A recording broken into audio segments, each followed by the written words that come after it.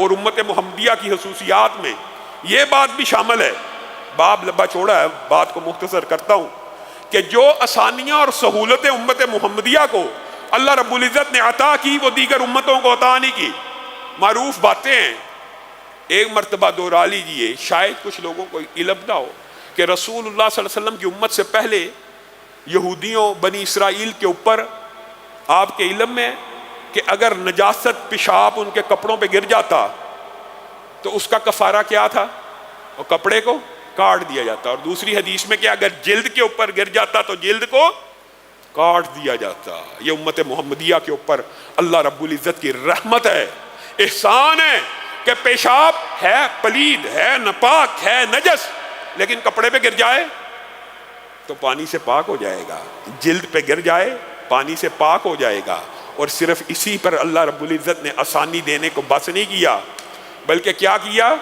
اگر پانی نہ ملا تو مٹی کو مسلمان امت کے لیے طہورا بنا دیا، کہ مسلمان کو اگر پانی نہیں ملتا تیمم کر لے، مسلمان کو اگر پانی نہیں ملتا مٹی سے پکیزگی حاصل کر لے۔ یہ سابقہ کسی امت کو یہ آسانیاں نہیں دی گئی، حتیٰ کہ بنی اسرائیل کے اندر کوئی بندہ جرم کرتا تھا کبیرہ تو اس کے گھر کے باہر اس کا جرم لکھ دیا جاتا تھا، اور ساتھ میں کفارہ بھی فرشتے لکھ دیا کرتے تھے کہ اس نے فلاں آج رات کو یہ جرم کیا ہے اور اس کا کفارہ یہ ہے۔ بتائیے اگر امت محمدیہ کے اوپر اللہ کے یہ احسان نہ ہوتے تو ہم میں سے کون ہے جو معاشرے میں اکڑ کر پھر سکے، جو نکل سکے؟ اگر ہماری کالی کرتوتوں کو بھی گھروں کے باہر لکھنا شروع کر دیا جائے تو کوئی ایک ایسا ہے جو فخر اور عزت کے ساتھ معاشرے میں پھر سکے؟ یہ اللہ رب العزت نے اس امت کے اوپر آسانیاں کی ہیں۔ بنی اسرائیل کے قاتلوں کے بارے میں تھا کہ ان کو ہر صورت قصاصاً قتل کیا جائے۔ امت محمدیہ میں دیت کو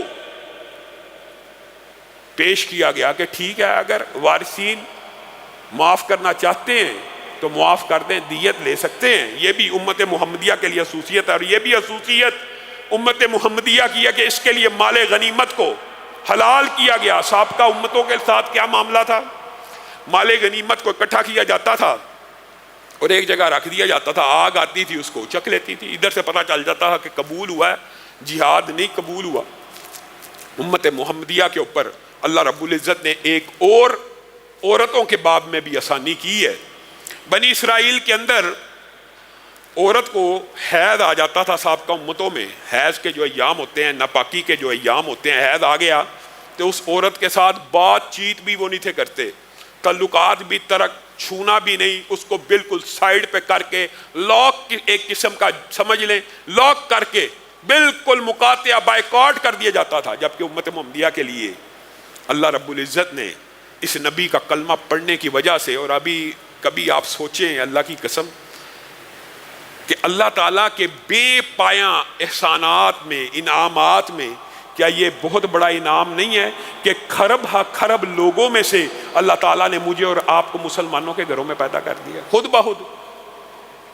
بخود پیدائشی مسلمان۔ یہ بہت بڑا اللہ کا احسان ہے اور نعمت ہے، بہت بڑی نعمت ہے۔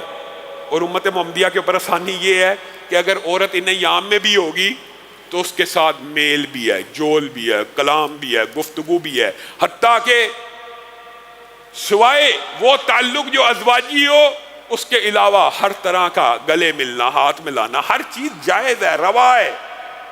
اللہ رب العزت نے اس امت کو یہ مقام بلند اگر عطا کیا تو اس کی وجہ یہ ہے کہ ہم نے ایک ایسے نبی کا کلمہ پڑھا ہے جو کائنات میں سب سے اعلیٰ ہیں، جو کائنات میں سب سے افضل ہیں، جو کائنات کی سب سے عمدہ ہستی ہیں۔ اسی طرح جس طرح وہ عمدہ ہیں ان کے اصحاب بھی اسی طرح کائنات میں سب سے افضل ہیں۔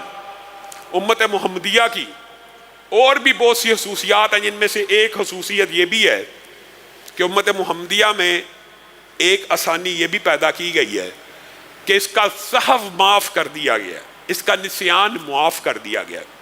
اگر انسان کو کوئی چیز یاد نہیں ہے، بھول گیا ہے، بھول چوک سے کوئی گناہ کر بیٹھا ہے، اللہ رب العزت معاف کرے گا۔ یہ سابقہ کسی امت کے اوپر احسان موجود نہیں تھا۔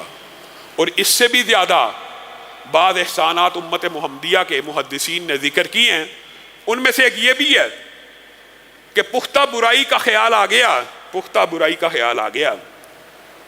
برائی کا خیال آنا یہ امت محمدیہ کے اوپر اللہ تعالیٰ نے احسان کیا ہے کہ برائی کا خیال آ جانے کے بعد اس کی برائی کو نہیں لکھا جاتا، جبکہ نیکی کا خیال آ جانے کے بعد سے اس کی نیکی لکھنا شروع کر دی جاتی ہے۔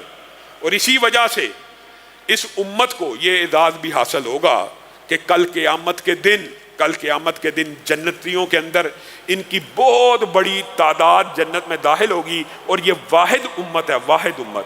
اللہ تعالیٰ ہمیں ان لوگوں میں شامل کرے کہ جس کا ایک گروہ 70,000 کی حدیث موجود ہے، 70,000 افراد پہ مشتمل اسی امت کا ایک گروہ جن کے چہرے 14ویں کے چاند کی طرح چمک رہے ہوں گے، جنت میں داخل ہو رہا ہوگا۔ اور جب وہ جنت میں داخل ہو رہا ہوگا تو لوگ ان کے اوپر رشک بھی کرتے ہوں گے، لیکن ایک خاص ان کی فضیلت اور اہمیت یہ ہوگی کہ ان 70,000 میں سے کسی ایک سے اللہ تعالیٰ نے نہ حساب مانگا ہوگا، نہ کتاب مانگا ہوگا، نہ پوچھا ہوگا تو کس دن پیدا ہوا، نہ پوچھا ہفتے کو کیا کیا، نہ پوچھا اتوار کو کیا کیا، نہ پوچھا پیر کو کیا کیا، نہ پوچھا 2 بجے کیا کیا، 4 بجے کیا کیا، 5 بجے۔ وہاں رجسٹر اور حساب تو ایک ایک بندے کا اس طرح ہونا ہے کہ کئیوں کی زندگی 60 سال ہے تو 60 سال کا حساب کئی لوگوں کا ایک ایک بندے کا 30 40 سال میں ہو رہا ہے کہ ہر لمحے کا حساب، ہر گھڑی کا حساب، ہر وقت کا حساب۔ یہ کیوں کیا تھا، یہ کیوں؟ اللہ تعالیٰ معاف فرمائے۔ اور یہ 70,000 ایسے ہوں گے ان سے حساب اور کتاب بالکل لیے بغیر ان کو جنت میں داخل کیا جائے گا۔ اور دوسری حدیث کو اگر ساتھ ملایا جائے اور بعد دیگر روایات کو، تو ان 70,000 میں سے ہر 1000 کے ساتھ بھی ایک 70,000 کا گروہ ہوگا، ہر 1000 ایک 70,000 کی امامت کر رہا ہوگا۔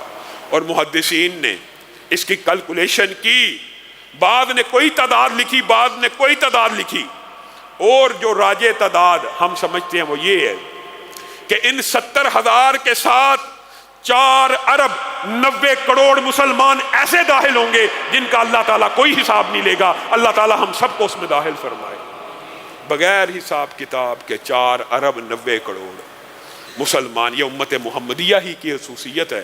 اسی لیے رسول اللہ صلی اللہ علیہ وسلم نے کہہ دیا تھا کہ 120 اگر صفیں ہوں گی تو 80 صفحے جنت میں تمہاری ہوں گی۔ اور دیگر روایات میں یہ بھی الفاظ موجود ہیں کہ آدھی سے زیادہ تعداد جنتیوں کے اندر امت محمدیہ کی ہوگی۔ اور امت محمدیہ ہی کی خصوصیات میں ایک خصوصیت یہ بھی شامل ہے، دیگر جتنے بھی مذاہب آئے، مثلا نماز کا وقت آ گیا، عیسائیوں کے ہاں، یہودیوں کے ہاں، مثال دے رہا ہوں، انہوں نے کہاں پہ پڑھنی ہے؟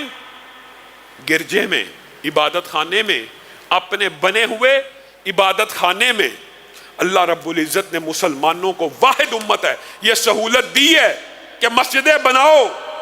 جو بندہ وضو کر کے گھر سے نکلتا ہے، من خرج من بیتہ متطہرا، اور نکل آتا ہے اور نماز پڑھنے کے لیے نکلتا ہے الی الصلاۃ المکتوبہ، تو فاجرہ کاجر الحاج المحرم، مسجد میں نماز کو ادا کرنے کا اجر و ثواب، باوضو گھر سے نکلے، مسجد میں آ کے نماز پڑھ لے، فرض نماز ایک حج کی طرح ثواب ہے، مانتے ہیں۔ لیکن ایک بندہ سفر میں گیا ہوا ہے، ایک بندہ بازار ہے، ایک بندہ کسی کام کاج میں ہے، وہاں پہ نماز کا وقت ہو گیا ہے، وہاں پہ اب مسجد موجود نہیں ہے، تو کیا وہ مسجد کو ڈھونڈتا پھرے گا؟